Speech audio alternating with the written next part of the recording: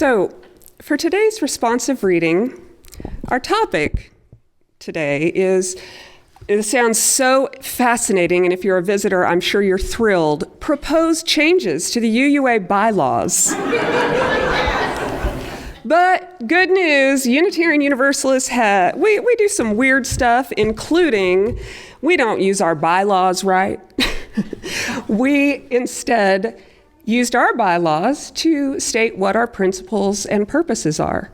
We'll talk more about those in a minute, but right now, what I want to do is do this responsive reading, which is a different way of thinking about our values and our covenants.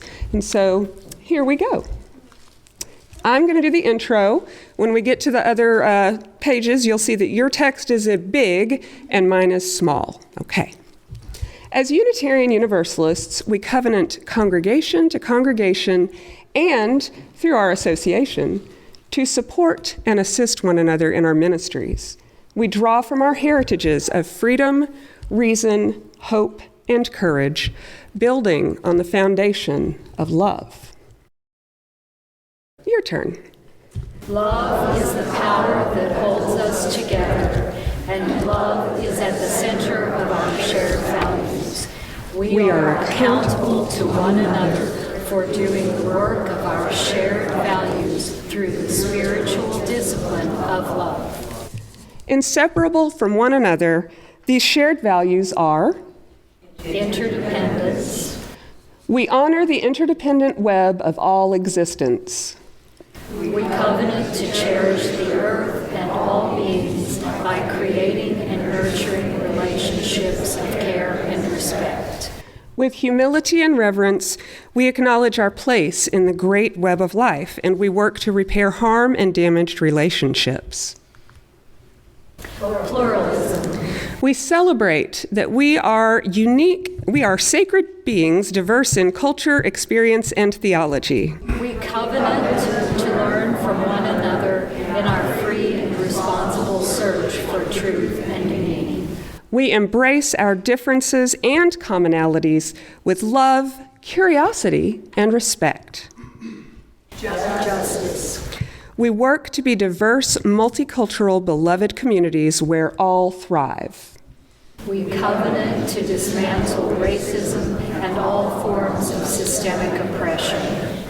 We support the use of inclusive democratic processes to make decisions. Transformation.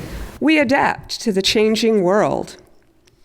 We covenant to collectively transform and grow spiritually and ethically.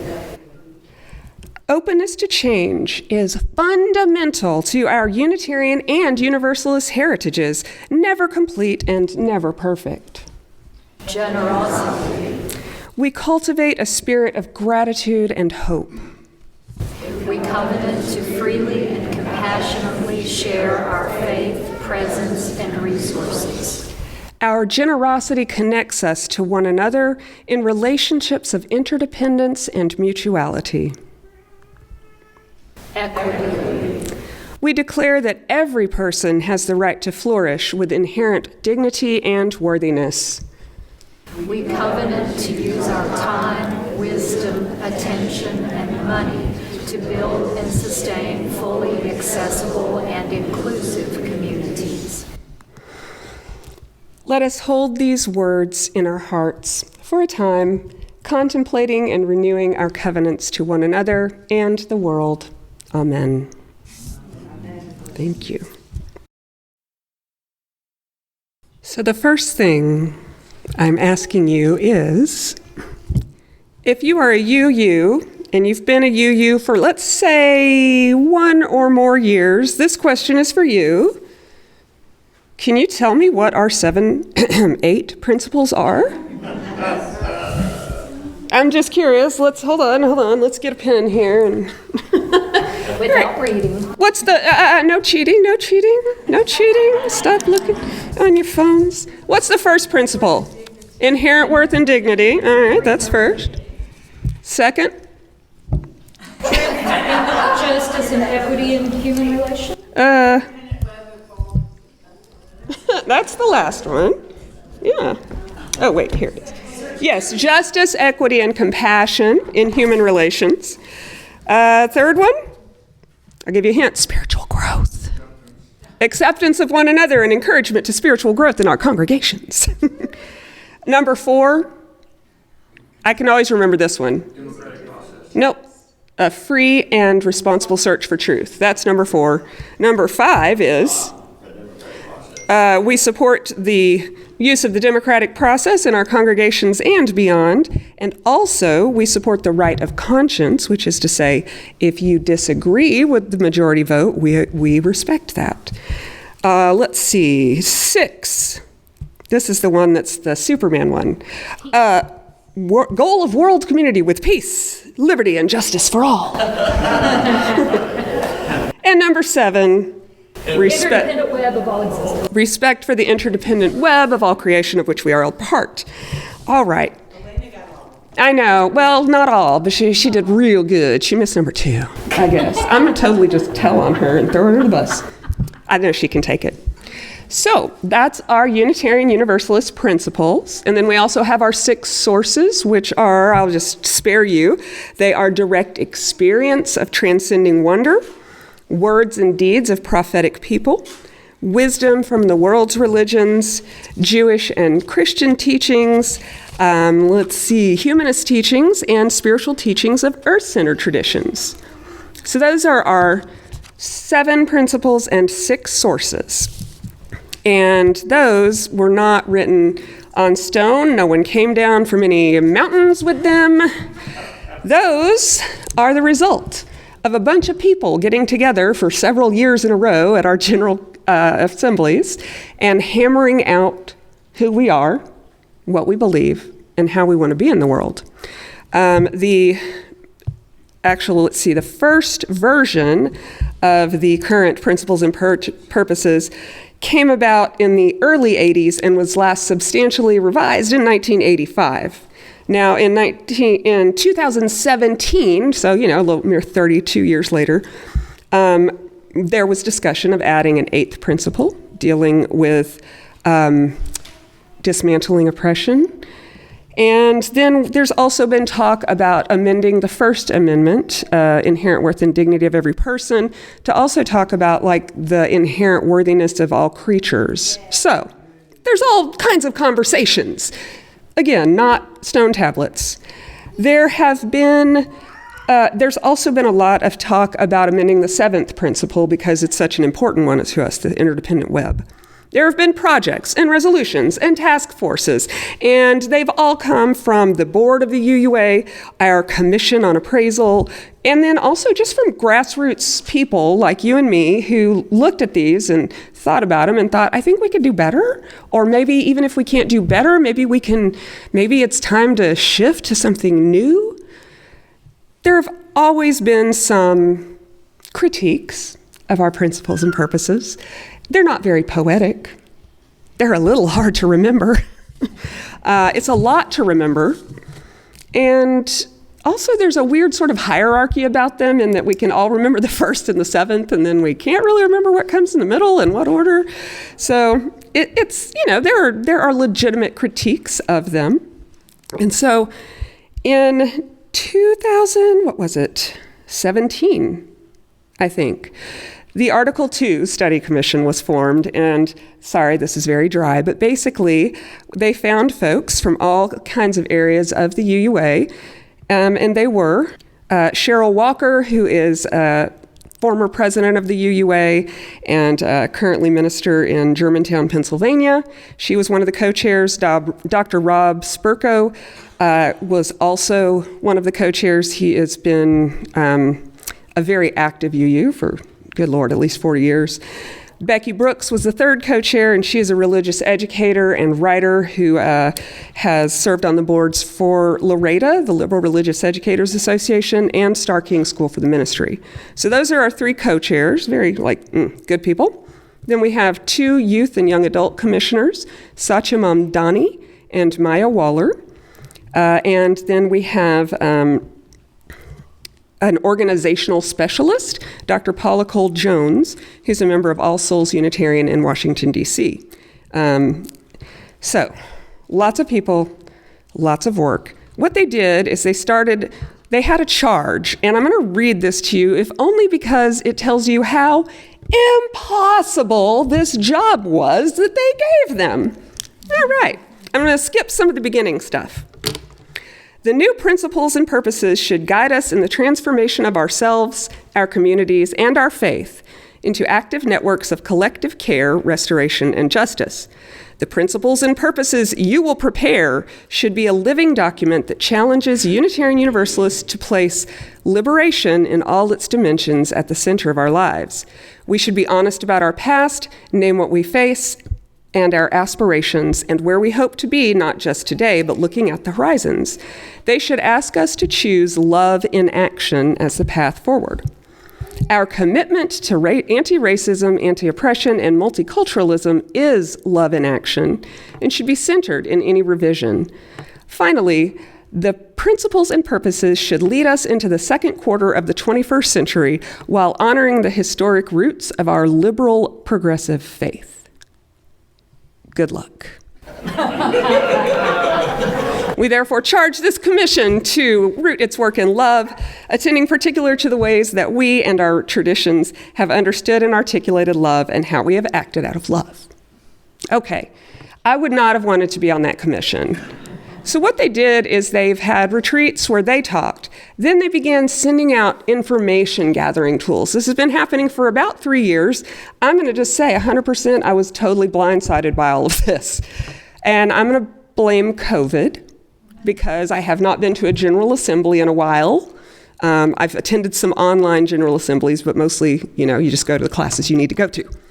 So I kind of thought, somebody said, oh, yeah, they're going to vote to do away with the 7 principles. And my first, grasping my pearls. No, not my principles. I love my principles. They're so good.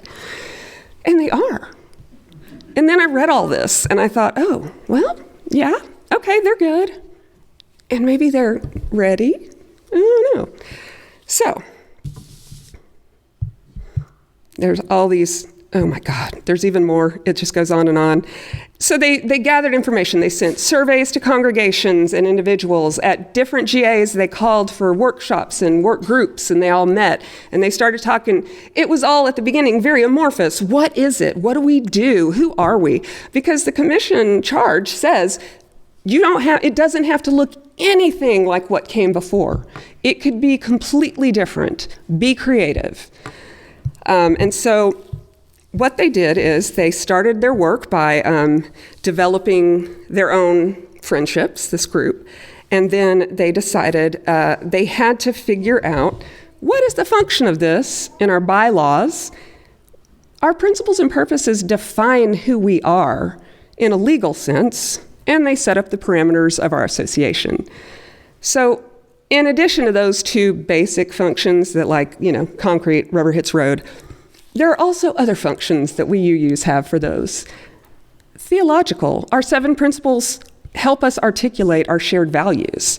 We think of the 7 principles as a social thing in that they are a shared cultural touchstone.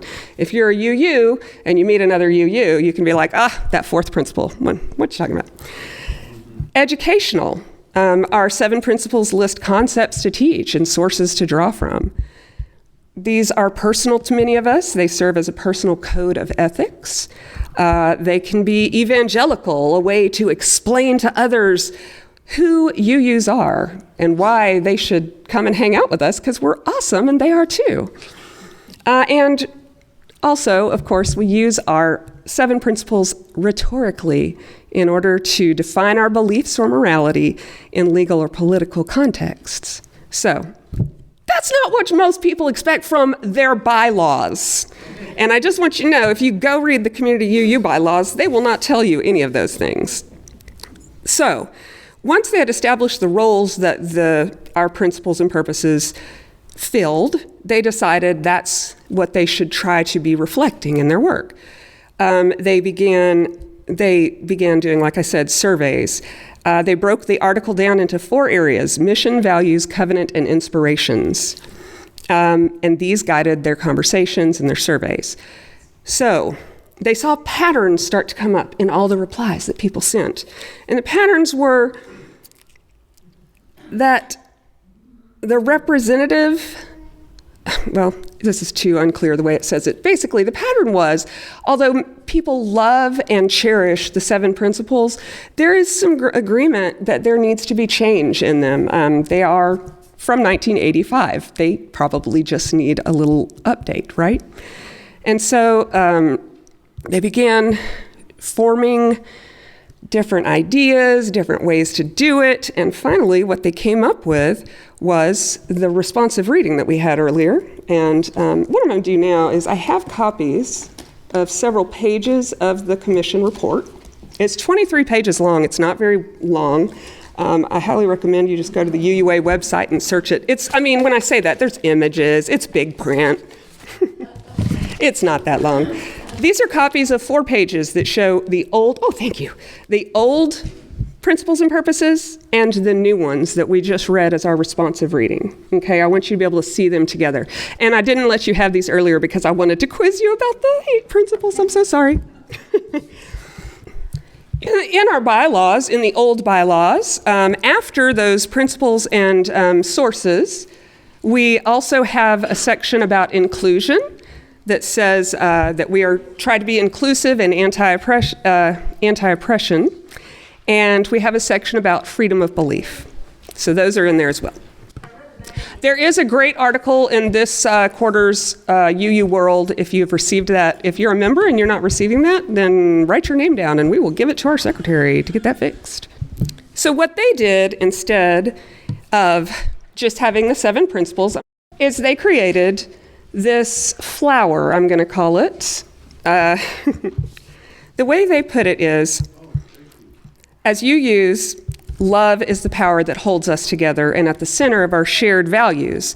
So we are accountable to one another for doing the work of living our values through the spiritual discipline of love. So they put love right at the center. That's the center value.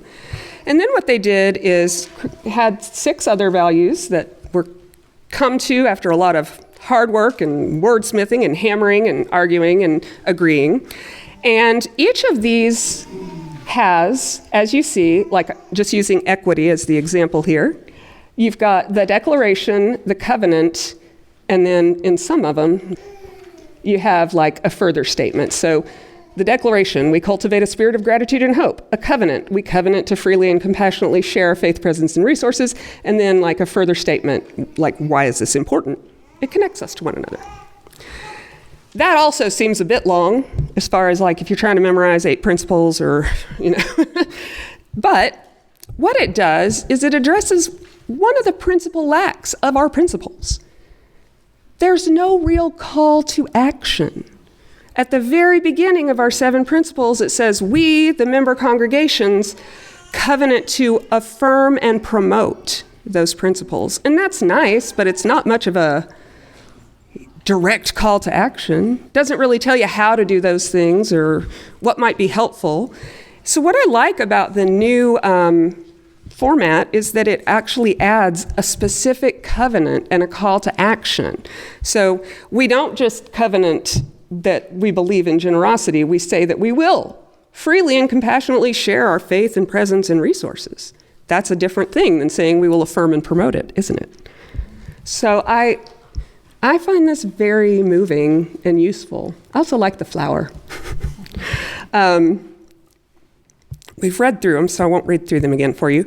In the section about inclusion and freedom of belief, those have also changed somewhat in that the wording changed slightly. The inclusion one says we commit to being, among other things, we commit to being an association of congregations that empowers and enhances everyone's participation, especially those with historically marginalized identities. And what that means is we will make sure that we have space if you have different neuro needs. If you are physically dealing with challenges, we will make space for you. If you need hearing help, we will give you hearing help. If you are queer, we will be a safe place for you to be queer and happy about it. If you are a woman, we are not here to control your reproductive rights. Or if you're a man, as you wish. So this is what we mean when we say that we want to center the experiences of marginalized persons It's not that we haven't always welcomed these people, it's that it's kind of that whole difference between Black Lives Matter and All Lives Matter, right? We're going to be specific. It mentions anti-racism several times, and some folks in the UUA have said, no, that's just too specific. What about all the other important oppressions? Guess what? Women's house is on fire, and if you're a brown or black person, your house is on fire in America. So I think saying anti-racism specifically as the challenge that our particular faith is still working hardest on is absolutely fine. I have no problem with that. So in our association, we do pretty well with women. More than half of our ministers are women, so I take that as a good sign. All right, what else do I want to? And then freedom of belief. Rather than just naming like 6 sources, we have said simply that As Unitarian Universalists, we use and are inspired by sacred and secular understandings that help us live into our values. We respect the histories, contexts, and cultures in which they are created and currently practiced. These sources ground us and sustain us in ordinary, difficult, and joyous times. Grateful for the religious ancestries we inherit and the diversity which enriches our faith, we are called to ever deepen and expand our wisdom. And that is much easier to remember than 6 different sources. It just says, we are many. Pluralism is one of those lovely values. All right. I think all I really want to add here is that this is a huge task that these folks have taken on. These proposed changes will be coming up for a vote at this year's General Assembly in June. This church will send delegates. Each church, according to its size, gets, delegates to vote. And so I know that we usually do have folks who take on that task. And I don't know if this will pass this year. I think a lot of people kind of felt like me, a little bit blindsided by it, and their first reaction might be to gather up the wagons and say, no. On the other hand, after having read about it, read all the work that went into it, thought seriously about the ways that we use our principles and purposes, I'm in favor of these changes. I don't know that they're final. My suspicion is that it will come up for a vote, it will be voted down, and then for 2 more years, which is how long it takes before it can come up for a vote again, they'll have a few more discussions so people can get caught up. And that's fine. It's okay. It's the democratic process. We want everyone to feel like a stakeholder. We want everyone to feel involved. Again, we are not interested in looking up to tablets. They're carved on a mountain. We are interested in doing the work ourselves in the nitty-gritty of deciding who we are and how we want to be in the world. And there are certainly worse ways to be in the world than those that are talked about in those 6 principles which surround our center of love. So, yeah. I will just say this. This is from the conclusion of the study. From the very beginning, our goal was to listen to what UUs from all sectors of our faith communities felt and thought about the current principles and purposes, and what we should keep, what we should change, and what we should add. We knew we weren't writing this for ourselves alone, but for our larger communities. We also knew we would never write something that everyone thought was perfect. Perfection was not the goal. Wow, I love that they said that. We knew that no matter what we produced, there would be things people wished we had added, things people didn't like, and things people appreciated. What we tried, and what we think we succeeded in doing, was to create an Article 2 that articulates our faith today and in the near future. Whenever there is change, there is loss. And where there is loss, there is grief. We honor the fact that there is a loss in changing what has become so familiar to us. We were also mindful that we need not lose everything. If you've noticed, many of the words from our principles and purposes are included in the faith statements that go with these values and covenants. For instance, it talks about using the democratic process, talks about being informed in our free and responsible search for truth and meaning, and so on. We are very grateful to all the people who engaged in the process of studying Their input was of great value to us and shaped the directions. And we're pleased that this process has begun a new dialogue within our communities about what it means to be a Unitarian Universalist. We hope that the dialogue will continue and result in a renewed commitment to our shared faith. Those are beautiful words. I really can't do a whole lot better than them, except to say, as you're thinking these things over, and I do encourage you, if you're a UU and you're interested in this and you want to think about it, take your little handout home and look at both. Look at the old, look at the new. See where they merge for you. One of the complaints that I've heard the most about the 7 or 8 principles is that they're not very poetic. Well, a lot of these are very poetic. I think so. So I enjoy that. And the other thing I want to say is, let's remember, it's just a dance. Life is full of changes. We should hold these values fully, but lightly. We need to be prepared to dance a little as the new changes come, as our association does begin to be more diverse. We see changes happening, and it's a good thing.